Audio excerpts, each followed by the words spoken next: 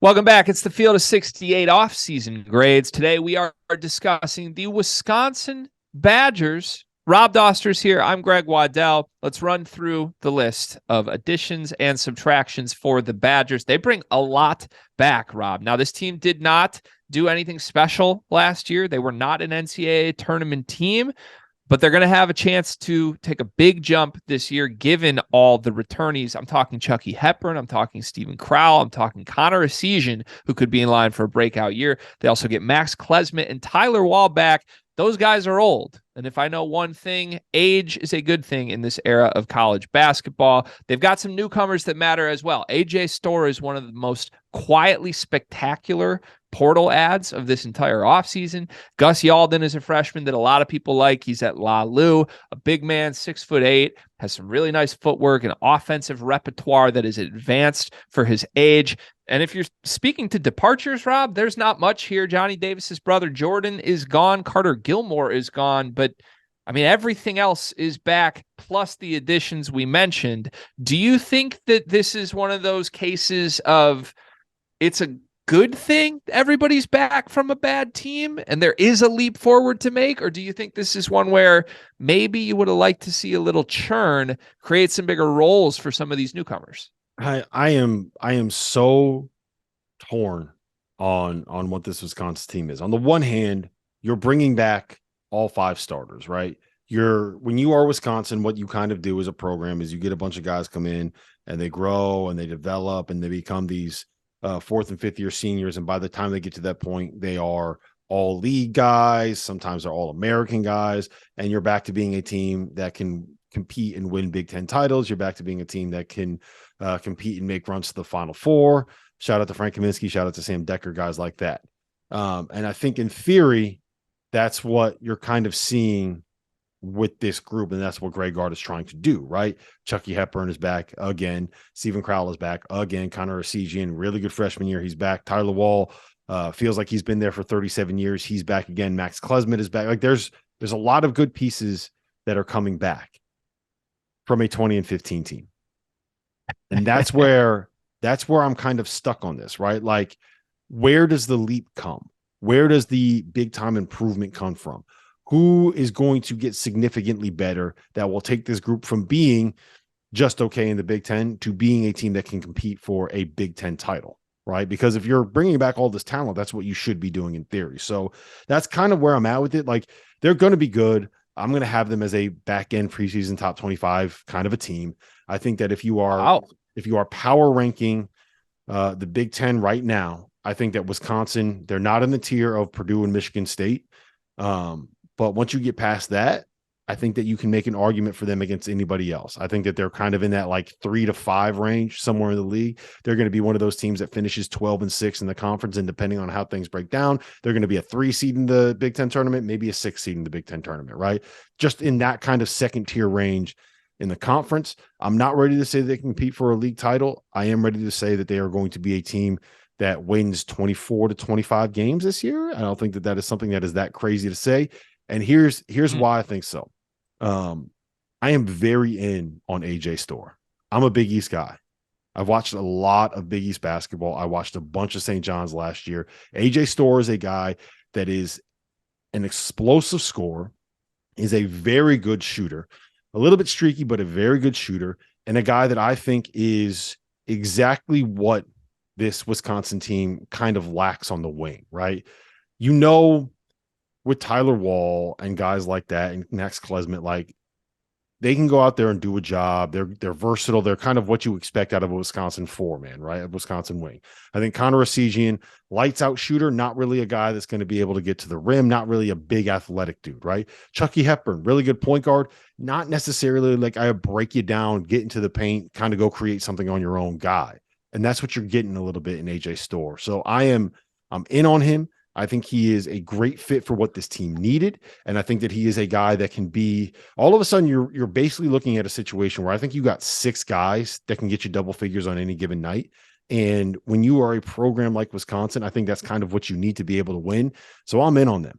I'm in on them being a tournament team. I'm in on them being a second tier Big Ten contender. And I think that this is a year where we kind of see Wisconsin basketball get back to being something that is near the top of the Big Ten Conference. Can I throw cold water all over that? Yes, please do. I love when we disagree. I don't see it. I don't see it. I understand why people see it. I'm not here to like argue passionately against it. There's definitely a world where Wisconsin is the third best team in the Big Ten. That could happen. I wouldn't put them there on paper this offseason. And I could go down a list of other teams I like more. Maryland being one, just to like give a little bit of context here, but like just give me Jameer Young and a really talented freshman in Harris Smith over this group of old guys who were not good at basketball last year. And the pieces didn't really fit. And they lost 15 games, like you said. Like, I think there has to be a clear path for like who's the breakout guy. Is somebody stepping into a larger role?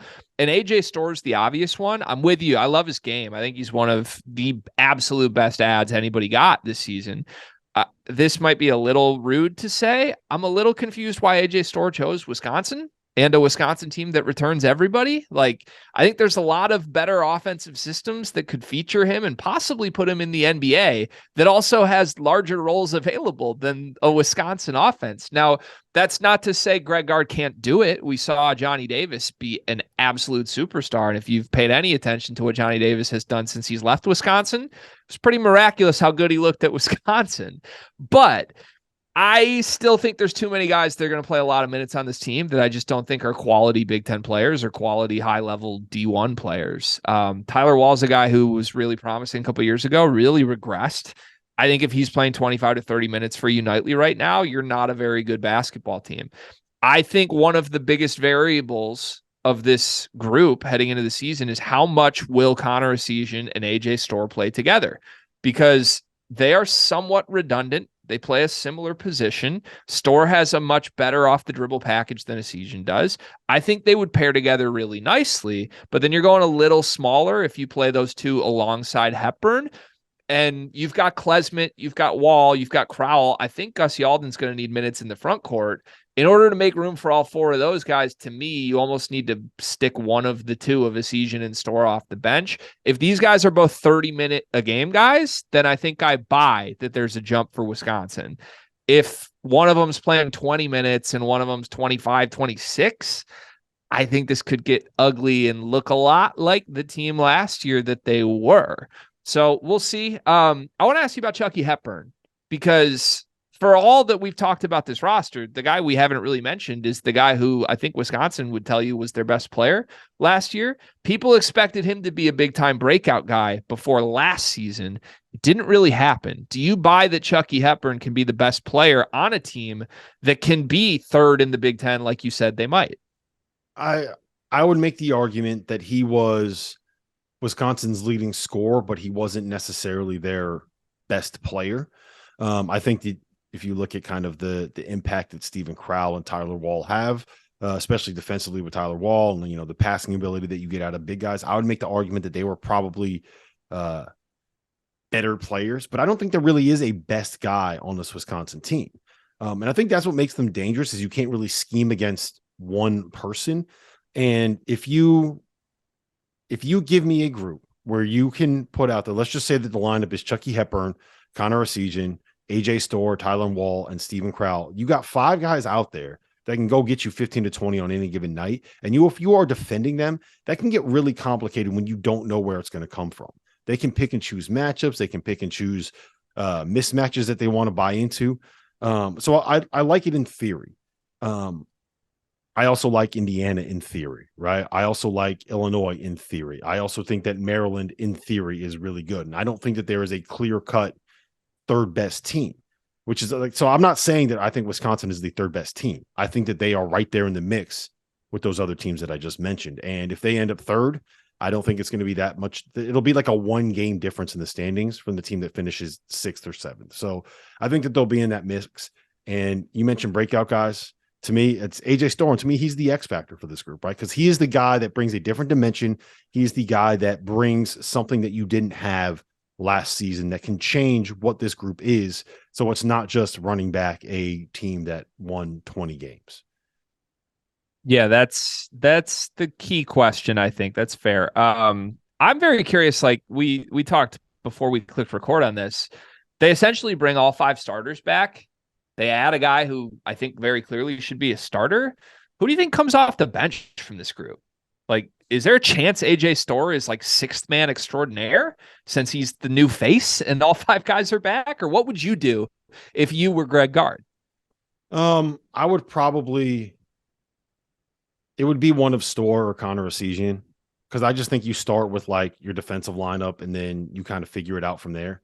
Because I think that Klesmit is a little bit like, he's versatile enough where if you want to be able to play a little bit smaller, then you can kind of use that lineup, or you have him, Storr, and Essegian out there together. If you want to play a little bit bigger, then you can kind of slide them down and have a little bit more on the wing. So I would probably bring one of those 2 off the bench, but that's not who I would close with. I would close with whoever's playing the best basketball. And I think that's what matters more than your starting lineup. And when you have 6 guys that can go out there and win games for you, I think that is a good thing where it gives you a little bit of that versatility. Okay. Yeah. Based on that answer, I'm out. If we're bringing Connor Essegian off the bench already, I'm like, I don't know. I don't know that I like this formula. All right. Let's assign some definitive expectations for this group. Rob, what is your expectation for the Badgers next season? Be a tournament team. Like, that's what it is. I don't think that there's much beyond that. Like, they should be a tournament team. They should win 22 to 25 games when you include like Big Ten tournament and postseason stuff. And they should be in the mix of the top half of the Big Ten regular season title race. I'm not saying that they should be there with Michigan State and with Purdue, but they should be relevant enough where when Michigan State and Purdue are playing at Wisconsin, that's something where you're like, oh shit, this is going to be a tough one for them. This is a game that you got to circle and you got to pay attention to. You know what I'm saying? Like, I think that that's what the expectation should be. Good enough that you're relevant and a dangerous team at home to the teams that can actually contend. I like that. I think that's accurate. I think what their expectation should be is not what my expectation would be for them, because I actually think this team will miss the tournament.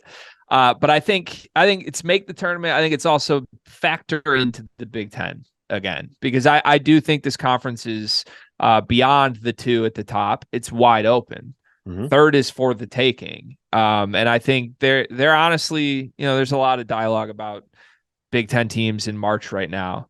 There's an opportunity for teams to look a lot better than they actually are based on racking up some wins against weaker Big Ten opponents this year. Somebody's going to get those wins. Somebody's going to like maneuver their way into like a 5 seed because they really should be a 9 or a 10 seed, but they won 13 games in the Big Ten.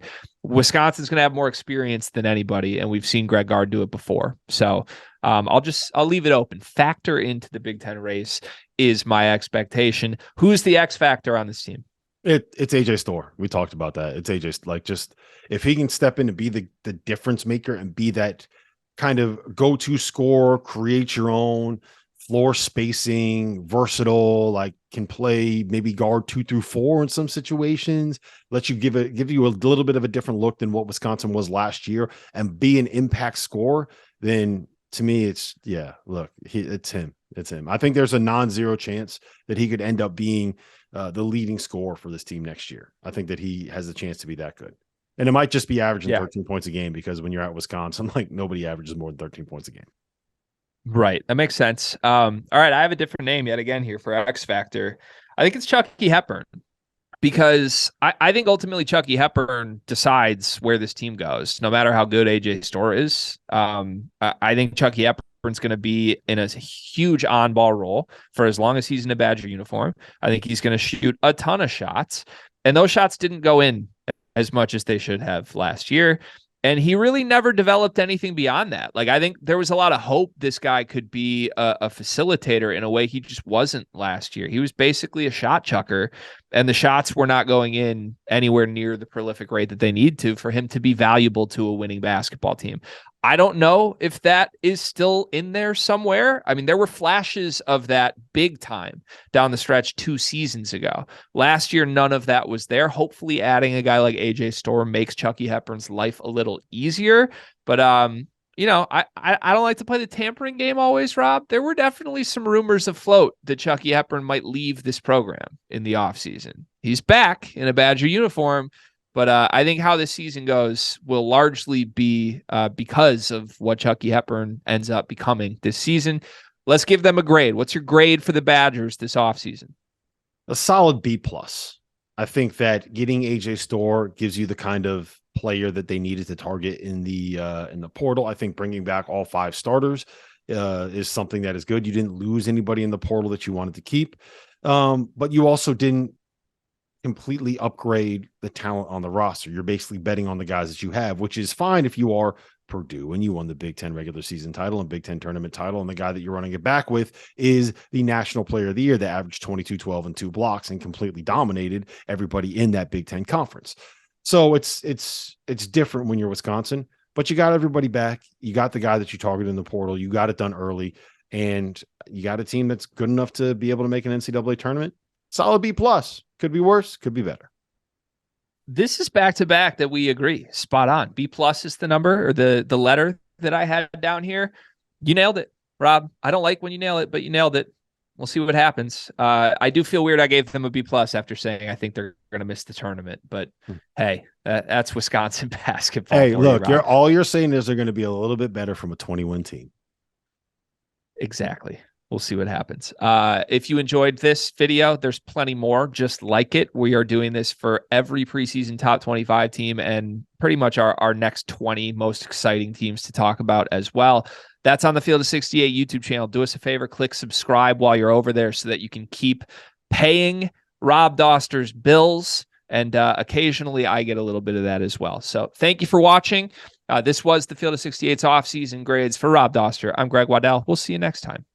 Our partner for today's episode is Athletic Greens. I started taking AG1 during the college basketball season, and I loved the impact that it had on my energy levels. I'm a big coffee in the morning guy, but by the time that the afternoon would hit, I needed another boost. AG1 helped me tremendously, especially on those days when I didn't want to get up off the couch and go hit the gym. Their tagline is AG1 is comprehensive health and the power of habit in one. And man, that could not be more true. It's nearly impossible to eat and drink in a healthy manner in the month of February and the month of March when you are in my business. And AG1 was exactly the supplement that I needed to improve my gut health and cover my nutritional basis for the day. I've continued that into April. I've continued that into May, and I'm going to continue that the rest of the summer. All I have to do is mix a scoop of AG1 with some water or maybe add it into a smoothie, and I'm ready to go. Do it after lunch, and you'll be ready to go for the rest of the day. If a comprehensive solution is what you need from your supplement routine,